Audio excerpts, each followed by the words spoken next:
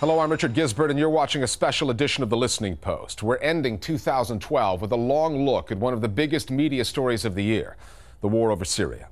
For the past 12 months, we've tracked the coverage of the fighting. The casualty figures are all over the place. Estimates of those killed since the unrest began now range between 30,000 and 52,000 people. And since the beginning of 2012, more than 30 media workers have lost their lives there. The information war being fought over Syria has divided many media outlets into two camps, pro and anti-Assad. New television channels such as Al-Mayadeen TV out of Beirut have been launched by journalists disgruntled by the way the war has been covered by existing channels. In 2011, we ended the year with a special program on the Arab revolutions. We looked at the coverage of those stories and the implications for other countries in the Middle East and beyond. Now the Arab Spring is 1 year older. And on this program, we're rewinding our coverage of Syria to the beginning of 2012 and taking a chronological look at a year of battles fought, lives lost, and lies told in a war that, as the cliché goes, has claimed as one of its casualties the truth.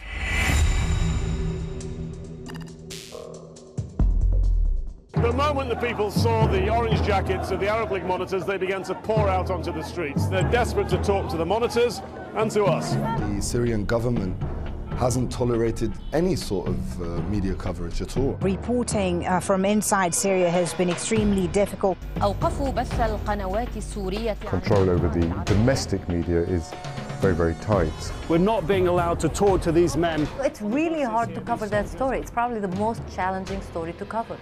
When, at the insistence of the Arab League, Syria agreed to open its borders to a few foreign news organizations, Al Jazeera was not among them. Syrian authorities won't let us into that country, so Anita McNaught is monitoring events from Istanbul. Those that were included Britain's BBC, US networks CNN, NBC, and National Public Radio, American newspapers The New York Times, the LA Times, Washington Post, and the British paper The Guardian. When you do get to Syria with a journalist visa, then you are quite limited in what you can do, and the controlling attitude of the authorities is quite clear from the start of it. Once these journalists arrived at the hotels, there would be a minder in the government, but really someone with the secret police. We wouldn't dare call their phones. Even if we had phones that weren't being monitored, we know that their phones are being monitored because they were provided to them by the government. One news outlet the Assad government maintains 100% control over is state-run TV in Syria. And it's using that channel to discredit foreign outlets, particularly Arabic-language satellite news channels. In their view, what Syria is going through is a conspiracy from foreign elements, from foreign countries like the US, like Israel, like Saudi Arabia, and they believe that these Arab satellite channels are just part of the game. نحن منجرحين من الجزيرة، متضايقين من الجزيرة كثير، هي شريكة بالمؤامرة على سوريا. Syria blames other countries for conspiring, it blames the media. Al Jazeera, I have to say, takes pride of place there, but of course Syria appears unwilling to address the issue of clearly serious grievances of the Syrian people itself. So the media war is very much part of this war over Syria.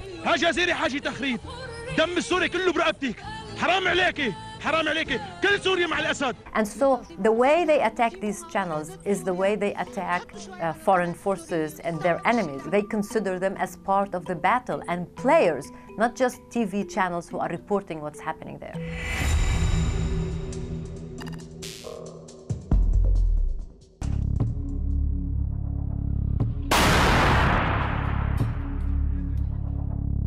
Syria is a proxy conflict between many different powers and actors. The West is involved. The government crackdown on protesters. The Russians are involved. Russia and China have vetoed a UN Security Council resolution. The Iranians are involved. Turkey's involved. The Gulf monarchies are involved. And everybody has a narrative that they're trying to push. And Beijing says. Now, in recent months, we have a new force in the media, the Free Syrian Army. As the fighting escalates, Syria is descending into an all-out propaganda war between the Assad government and its enemies, primarily the rebels who call themselves the Free Syrian Army. Both of them are engaged in a very crude kind of propaganda. We're really not seeing any nuance, any explanation of the message. It's very obvious that the regime is engaged in propaganda. But the regime does not have a credibility issue in the sense that it has no credibility. Everybody knows regimes like that will not really be transparent about what's going on. The problem, I think, is with the opposition, because the opposition, the tiniest exaggeration becomes fodder for the regime to criticize the opposition as being also engaged in propaganda. The Free Syrian Army might put out 100 videos. If 2 of them are fake, they've lost the credibility for the other 98 that are true. And that's a huge mistake on their part, to sacrifice that sort of international reputation that they develop by putting out material that is what it says it is. These are the men of the Free Syria Army. The fact is, the Free Syrian Army represents one of the few ways in for journalists. In February, for the first time in its brief history, the FSA managed to smuggle reporters into Homs. That foreign journalistic presence in defiance of the Assad government is in itself a story. The fact that foreign reporters and Arab reporters are able to embed with the Free Syrian Army shows, I think, that there are facts on the ground that are changing. In other words, that the Free Syrian Army does have some freedom of movement. It does control some territory for journalists to move within it. The Free Syrian Army has welcomed with open arms some of these Western reporters. And what the Free Syrian Army has chosen to show those reporters is soldiers who are defending positions. What's not shown by the Free Syrian Army is some of the other more offensive maneuvers that are being waged against the Assad military. The Free Syrian Army understands that if it's going to win this struggle, it also needs to win the battle for international hearts and minds, if you will. It needs to win international support for its cause.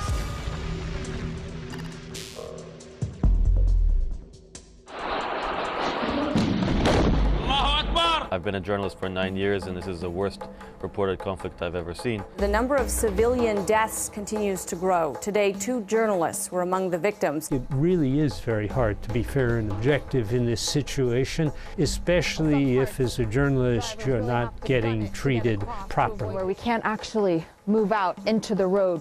The reporting on Syria has been long on imagery and woefully short on fact. And whether or not news audiences around the world realize it, they are not getting anything close to the real story. The deadliest day of pro-democracy protests in Syria. It's kind of like Plato's cave allegory. People are reporting from outside based on rumors. They're calling activists who are inside. I spoke yesterday to an activist in Homs. He was in the Baba Amr area. Obviously, these activists have an agenda. They're trying to overthrow the regime. And obviously, whether you're in the West or in Qatar, your media organization probably is going to sympathize with that agenda. The message on Syrian state TV seems to me entirely directed towards people who haven't yet entirely joined the protests and aren't yet entirely with the regime. And what they're trying to say is that all this international press coverage is the product of biased press, paid for, affiliated to a violent terrorist uprising. State-controlled TV even put a conspiratorial spin on the story of journalists killed in Syria. There have been 3 recently: Rami al-Assad, a citizen journalist, and 2 foreigners, Marie Colvin of the UK's Sunday Times and Remy Oshlik, a French photographer. All 3 were killed in the shelling of Homs. لماذا تسلل هذان الصحفيان سراً ودخلا بشكل غير شرعي إلى سوريا؟ ربما تكون هناك خلفيات استخباراتية وارتباطات بمنظمات عسكرية أو إرهابية أو وكل شيء وارد وراء دخول هذين الصحفيين بهذا الشكل. It's basically the latest verse of a song that they've been singing for the past 40 years, which is everybody's against us, there's a big foreign conspiracy, and we are the Syrian nation. The thing that I found quite humorous actually about the clip was the music playing in the background. This kind of dramatic, turning into some kind of dramatic Hollywood piece. It's just really over-the-top propaganda. There was an entirely different take on the deaths of the journalists in the foreign media. This is MSNBC in the US. Tonight, and this is what I want to show you. Tonight, this is what happened in Homs. People gathering in the streets there, mourning the deaths of those international journalists who were killed there, trying to cover these people's story. Watch this. Put that way, it is a moving tribute. But like so much of the material sent out of Syria by activists, the question lingers. What was the video actually showing? They have demonstrations every night in Homs, of course. And I can assure you that the loss of these two journalists was no more tragic for the Syrian demonstrators in Homs than the loss of their brothers and sisters and fathers and sons, which is happening on a daily basis. But of course, they're very desperate for more media attention, and they want to encourage media to come in to focus on the issues that they want them to focus on. This has become an all-out propaganda battle between a state-run machine and an army of new media rebels. The degrees vary, but both sides are more than willing to sacrifice truth in the quest for victory. The foreign journalists who go to places like Homs to try to lift the fog of this war are becoming casualties of it. They've already paid the ultimate price, but what makes it even worse is that their deaths, their own stories, have become just more grist for the propaganda mill that Syria has become.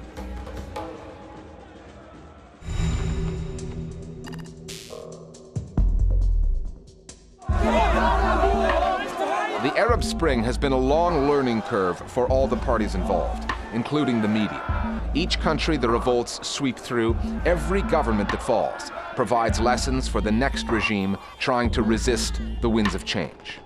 The number one lesson that Syria has learned from the media strategies of Tunisia and Egypt is don't let the mainstream media into the country. And if you do let them in, constrain them, restrict them all you can, because Assad knows that if he has the mainstream media in the country, that will pose a great limit to the amount of force that he can use in order to hold on to power. If keeping out the Al Jazeeras and CNNs is lesson number one for the embattled potentate, then lesson number two would be taking on the media that are already there, the social media within. The Assad regime learned not very fast that it would have to battle on several different planes. And it's going to have to engage in an information war which goes far beyond the traditional information war that the Syrian government or regime certainly thought it was quite skilled at in this new internet space. It didn't have the tools to fight back. It has since fashioned those tools. And the government uses its state-run television channel whenever it can to discredit citizen journalists when those activists are caught in a lie. One such incident was recently documented in a report by Britain's Channel 4 News.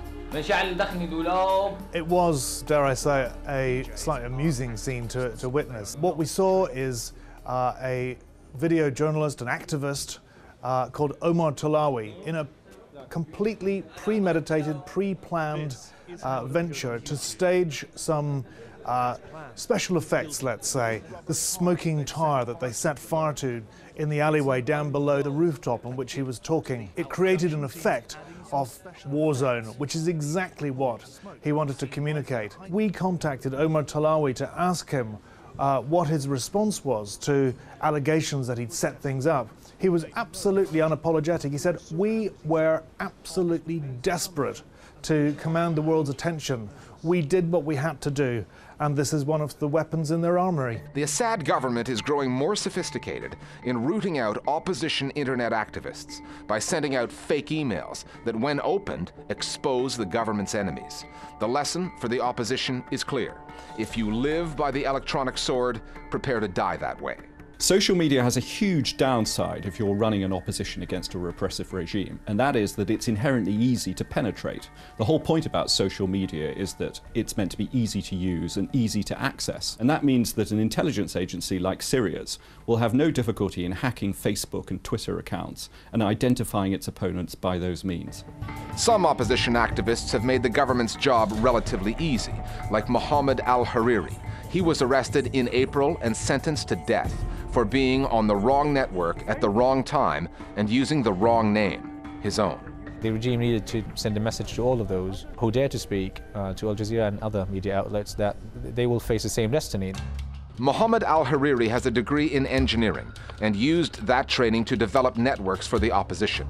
He was one of the first to start live webcast transmissions showing the demonstrations on the streets of Syria. I don't think that the Hariri interviews with Al Jazeera is what landed him with the death penalty. He was found somehow to have collaborated in funding, organizing civil unrest. And that's, technically speaking, again, an offense that is punishable by the law in Syria.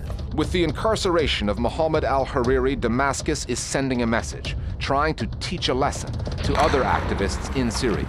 But in doing so, the Assad government may itself have failed to learn the lessons taught in earlier uprisings. Silencing one voice has always been easy. Silencing them all never is.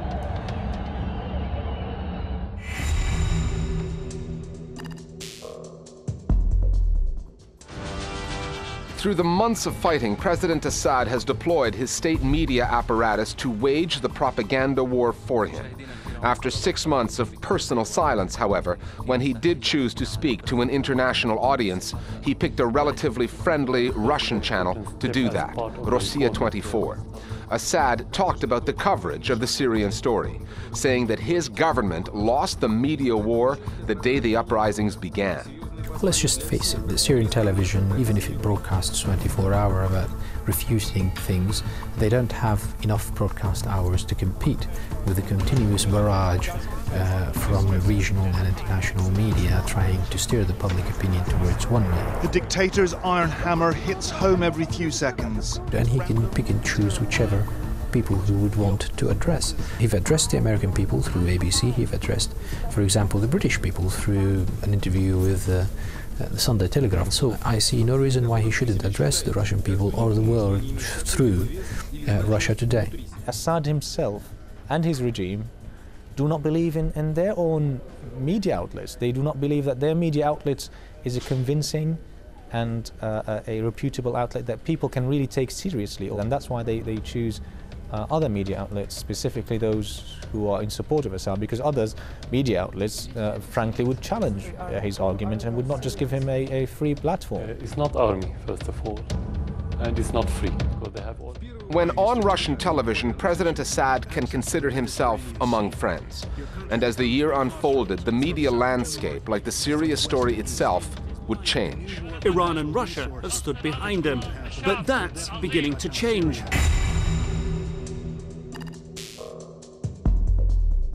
In Syria, bitter clashes and more bloodshed as the battle for the country... In the reporting of this media war, most of the headlines have been about the new weaponry. There's the digital technology behind the social media driving the opposition movement, the satellite technology enabling news channels on both sides. But state-run television in Syria can still revert to old Soviet-style propaganda techniques. There was this scene in September, with the president and his wife meeting Syrian journalists, one of whom could not contain her admiration. وأول حلم بتحقق بحياتنا هو أنتو والسلح يعني الأحلام جاية إن شاء الله بنحققها. Cue the president, cue the music.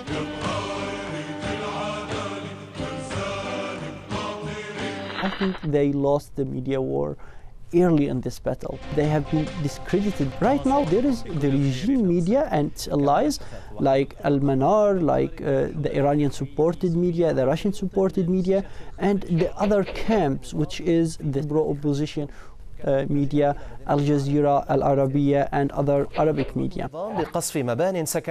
When you watch a story breaking out of Syria, if you watched it on Al Jazeera, it's reported differently than if you watch it on Syrian TV, or if you watch it on Al-Manar, or some of the new opposition television stations, Barada TV, Orient TV, and others. The consumer now is more confused than ever because you don't have a straight story coming out from what's going on.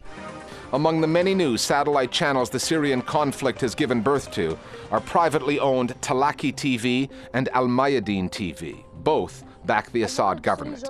Al-Mayadeen was launched by former Al Jazeera journalist Ghassan bin Jadou.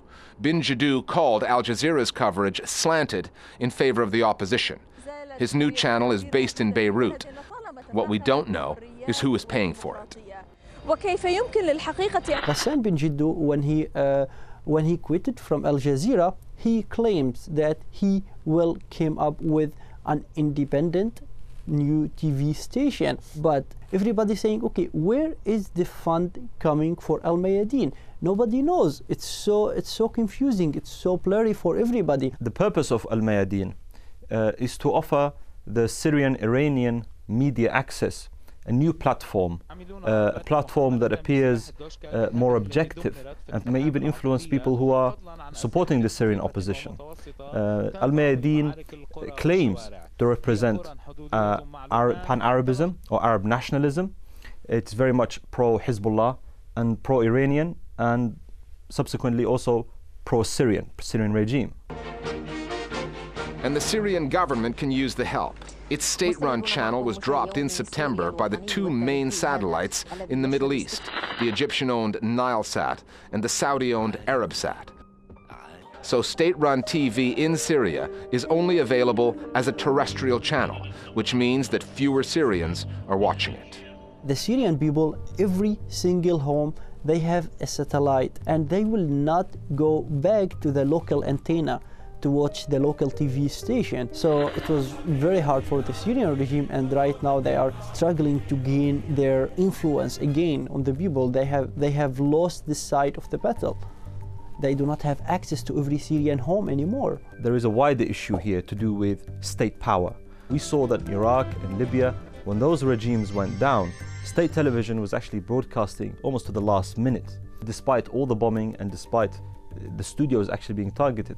But those regimes made sure that state television continued broadcasting because the people realized that the continuation of state television means a continuation of the regime itself. The Syrian government called the satellite ban a violation of media ethics and broadcast that message on its state-run channel. The question, the really disturbing question for the Assad government is, how many Syrians actually turned off their satellite dishes and tuned out the outside world just to get that message from Damascus? You've been watching our year-end special on the information war over Syria. Next week, we're turning the spotlight onto whistleblowers in Barack Obama's America. We'll see you then here at The Listening Post.